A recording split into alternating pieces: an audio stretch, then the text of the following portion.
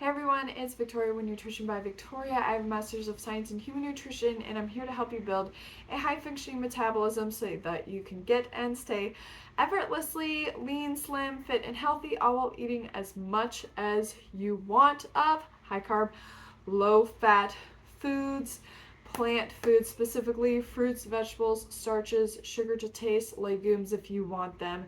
That is the protocol that I follow specifically and have for the last 10 years, and that is what I help you to do as well. Okay, so I just finished about a half a bag of this natural papaya.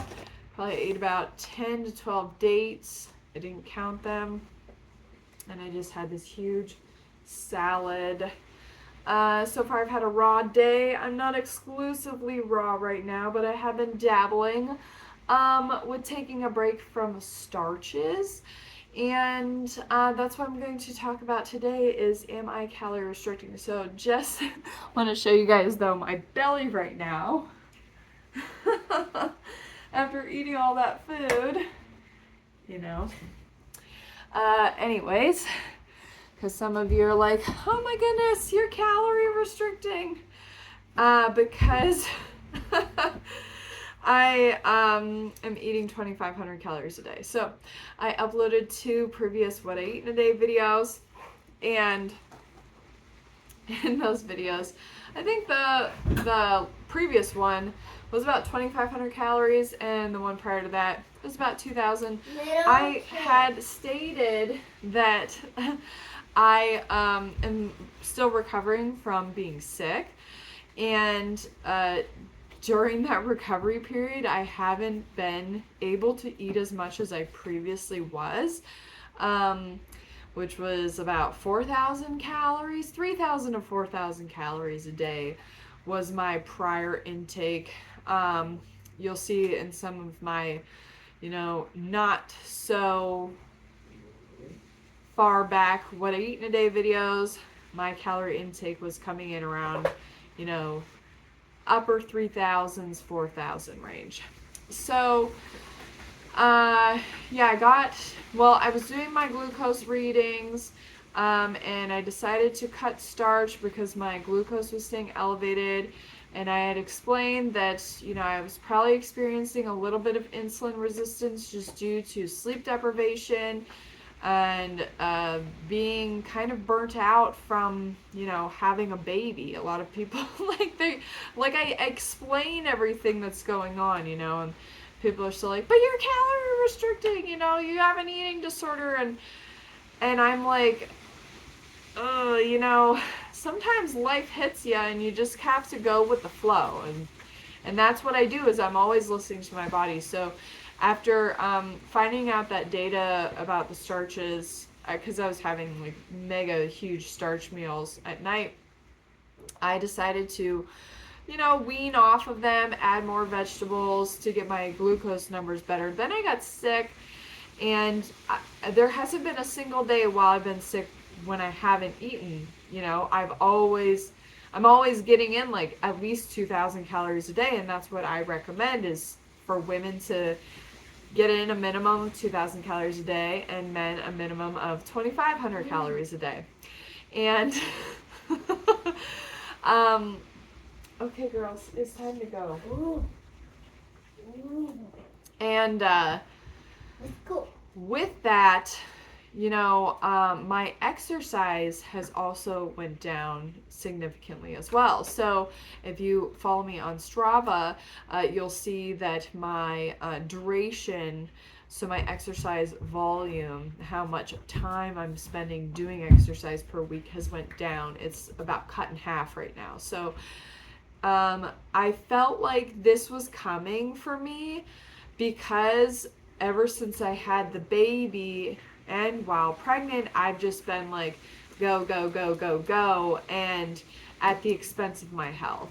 So, not surprisingly, I got hit with what I think was just massive burnout, and my body made me slow down, and I naturally gravitated towards more nutrient-dense foods.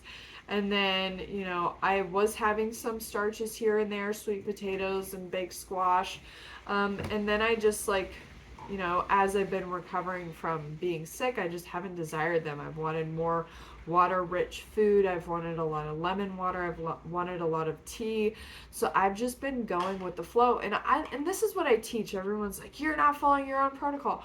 That's not true. It's still high carb, low fat. And if any of you have taken my coaching program, there is room within what I teach for variation, for being fruitarian, for being all raw, for doing the starch solution.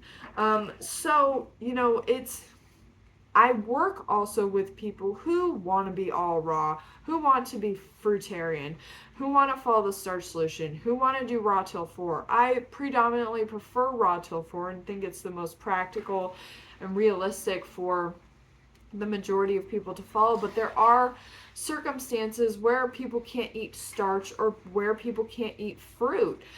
Generally, people can eat one of the two, and ideally, you want to be able to incorporate both, especially the fruit, because fruit is so cleansing, digests so well, has the natural sugars already present in it where we don't have to turn in our body the starch to the sugars.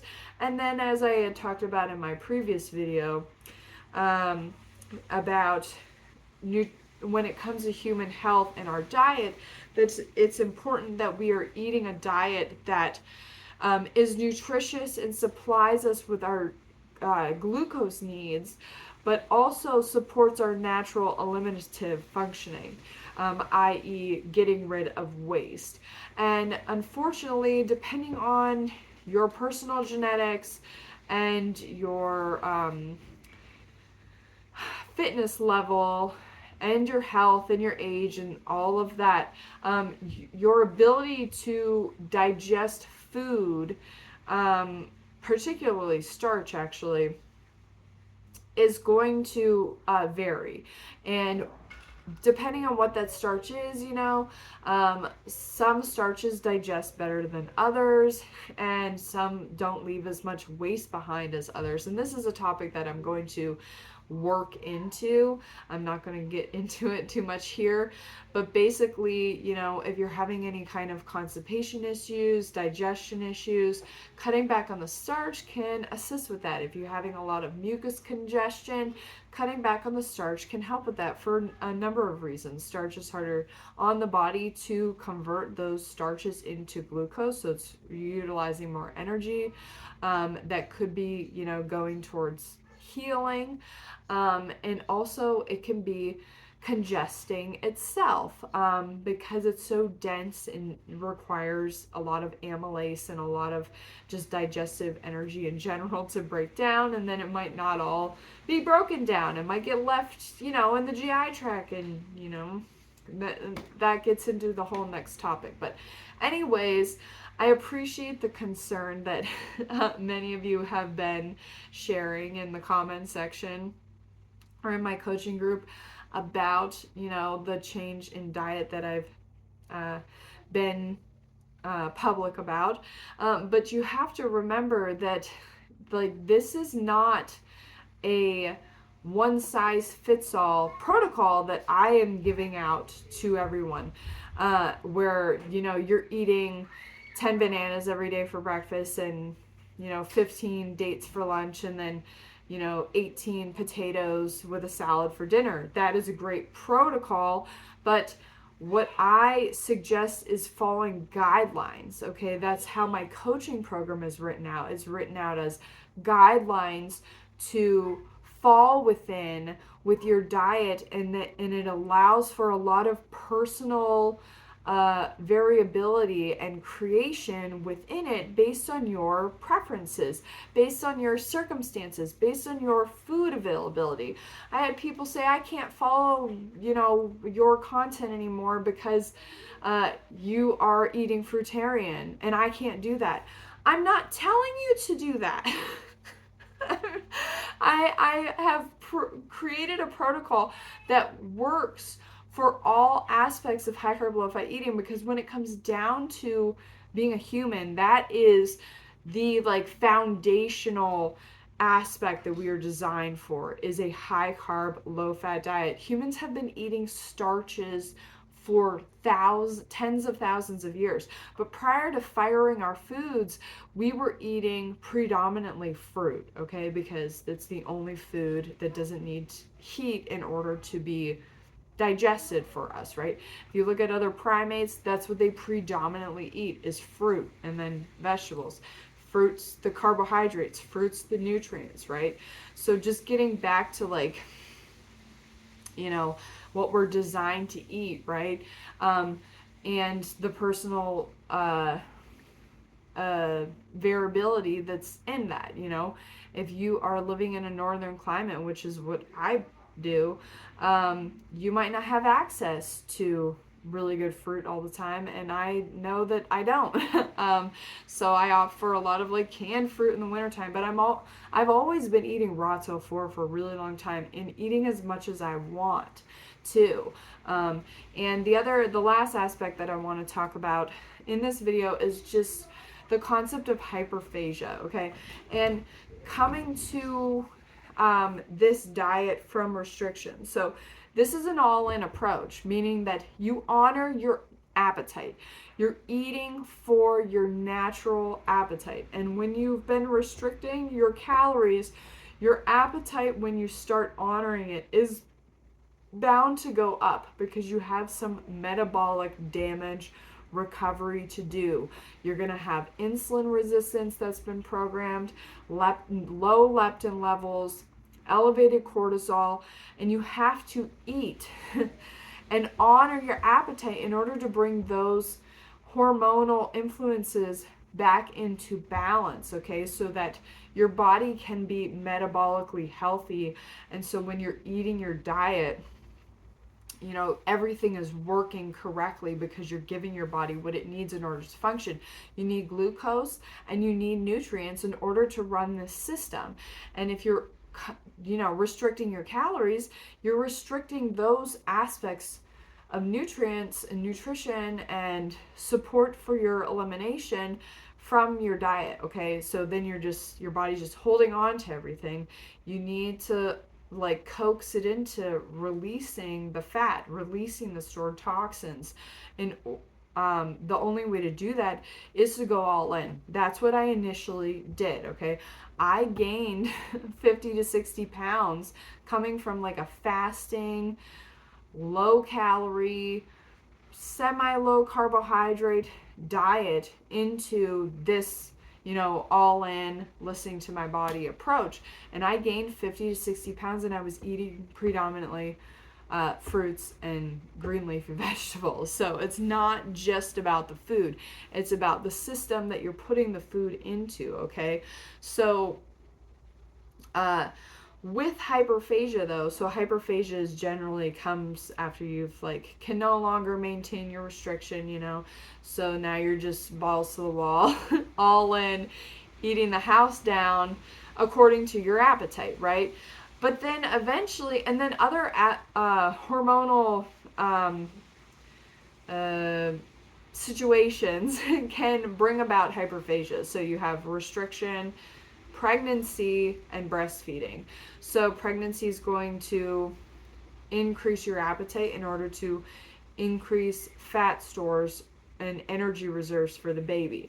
Breastfeeding, the same thing. So I've recently been pregnant. I'm 8 months postpartum right now, and and I'm still breastfeeding. My breast milk supply is great. It's high. It's, you know, nourishing. It's sufficient for the baby. Hasn't been impacted by my dietary change. It's, you know, that is definitely one of the signs, you know, of making sure I'm eating enough calories. But like I said, my fitness output has decreased tremendously. So that is going to be where that balance is being had, you know. Decrease your output, you're going to decrease your appetite too. But getting back to hyperphagia, so I definitely experienced some hyperphagia during my pregnancy, and I also experienced it while I was establishing breastfeeding. But then I got to this point recently where, I noticed that the glucose meter was showing some elevated readings after having these huge starch meals. I really found myself just my appetite starting to kind of drop off. And that's what happens as well. So you have the hyperphagia and then you have it come back down where your appetite just normalizes, and it normalizes within a sufficient calorie range.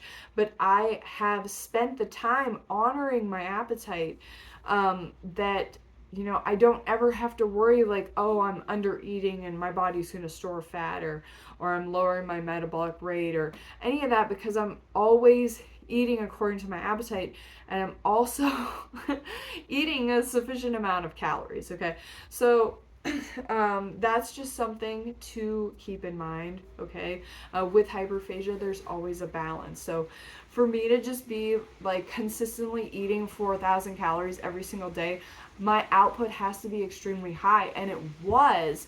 But I also burn myself out, because when your output's super high, you also need to be able to recover in order to maintain that balance. So our body in homeostasis is all about balance, right? And if we can't maintain that balance, then something has to give. And in my case, it was my immune function. The other thing too, I know a lot of you who watch my videos watch like Get Fit with Natasha. If you've ever watched her What I Eat in a Day videos, she eats between like 2,000 and 2,500 calories a day. Freely the Banana Girl ate between about 2,500 to 3,000 calories a day, but then once she stopped focusing on fitness so much, her calorie intake range dropped a bit. So what I'm showing and doing is completely normal, okay? Where you want to see the red flags, because a lot of people are like, you lost 5 pounds in a week. There's a little bit of clickbait. I did lose weight. I haven't actually weighed myself. I don't know how much. My clothes are just fitting a little bit, better, I guess, is what I'll say. Broccoli Mom just posted that she lost 6 pounds in a month, so I thought I'd post, I lost 5 pounds in a week as some clickbait.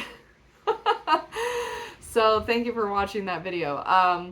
But yeah, the difference between me and Broccoli Mom though is that she eats about 1,500 calories a day, and I'm always eating over 2,000, and that is what I teach, that's what I promote, that's what I help you to achieve a healthy, lean, fit body while eating sufficient calories. There's no under eating, there's no calorie restriction. Okay, that's it for this video. Leave any comments or questions down below. Stay tuned for my new content. All right, bye guys.